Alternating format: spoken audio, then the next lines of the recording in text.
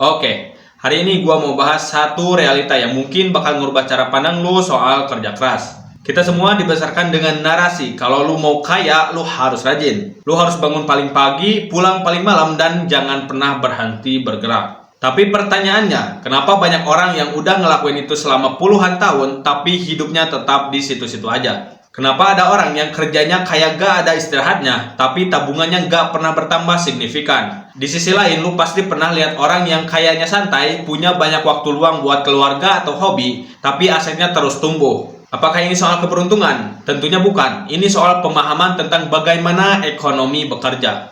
Nah, di video kali ini, gua bakal bedah secara mendalam kenapa asal rajin itu adalah strategi yang salah kalau target lu adalah kebebasan finansial. Gua bakal kasih tahu lu logika yang jelas, langkah demi langkah, biar lu nggak cuma jadi orang yang capek doang, tapi jadi orang yang benar-benar produktif dan menghasilkan. Gua bakal bahas dari sisi skill, sistem, resiko, sampai manajemen waktu yang efektif. Pastiin lu nonton sampai habis karena tiap bagian yang bakal gua jelasin ini saling berkaitan. Kalau lu skip satu aja bagian, lu bakal kehilangan konteks besarnya. Oke, gua mulai pembahasannya.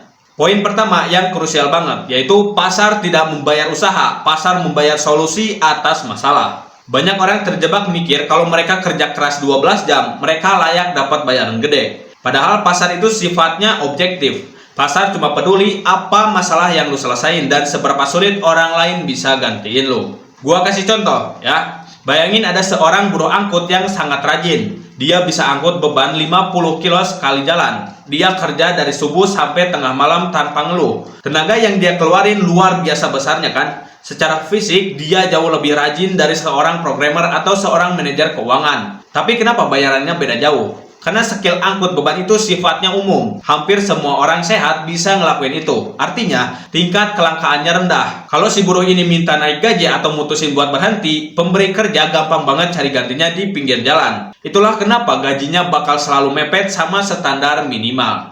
Sekarang bandingin sama orang yang punya high value skill. Misal seorang ahli keamanan cyber yang bisa jaga data jutaan nasabah bank. Dia mungkin kerjanya cuma duduk di depan laptop. Tapi kalau dia berhenti, bank itu bisa rugi triliunan karena sistemnya rentan. Skill dia langka, belajarnya susah, dan tanggung jawabnya besar. Itulah kenapa dia dibayar mahal.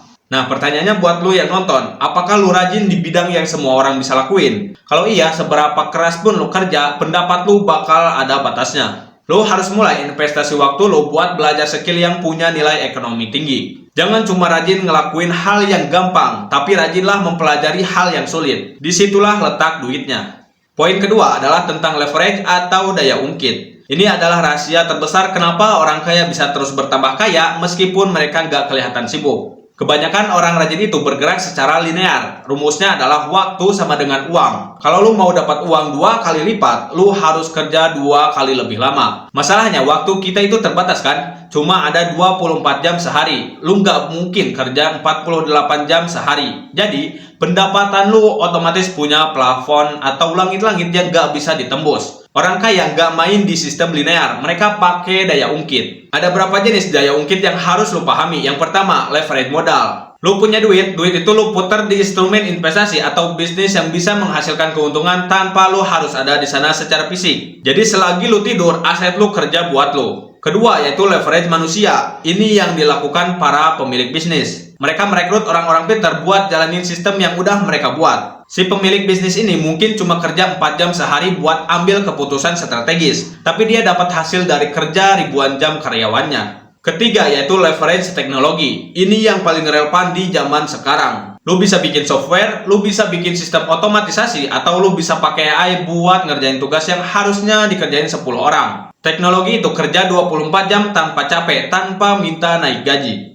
Yang keempat yaitu leverage media. Lu bikin satu video di YouTube atau nulis satu buku. Lu kerjanya sekali, tapi konten itu bisa ditonton atau dibaca oleh jutaan orang selamanya. Lu dapat nilai dari satu kali kerja yang skalanya nggak terbatas. Kalau lu cuma ngandelin tenaga lu sendiri, lu itu ibarat orang yang mau mindahin gunung pakai sendok. Rajin sih, tapi lama banget. Orang yang pakai leverage itu orang yang pakai ekskavator. Mereka gak secapek lu, tapi hasilnya jauh lebih besar. Lu harus mulai cari apa daya ungkit yang bisa lu bangun dari sekarang. Lanjut poin ketiga. Kekayaan adalah hasil dari kualitas keputusan, bukan kuantitas aktivitas.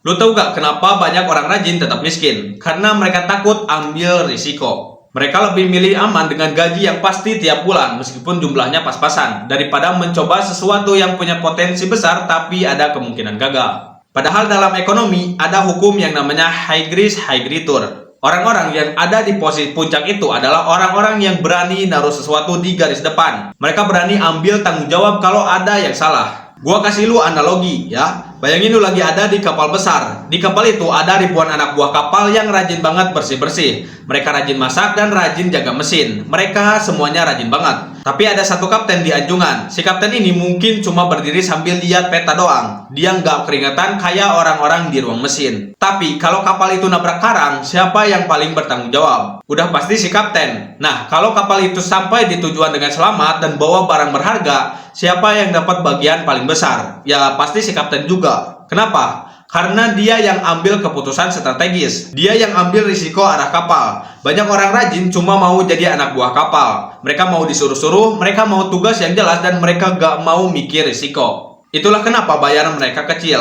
Kalau lu mau kaya, lu harus belajar jadi kapten. Lu harus berani ambil keputusan di tengah ketidakpastian. Lu harus berani investasi pas orang lagi takut. Lu harus berani mulai bisnis pas orang lain bilang nanti aja. Jadi kesimpulan dari pembahasan panjang kita hari ini yaitu simpel banget.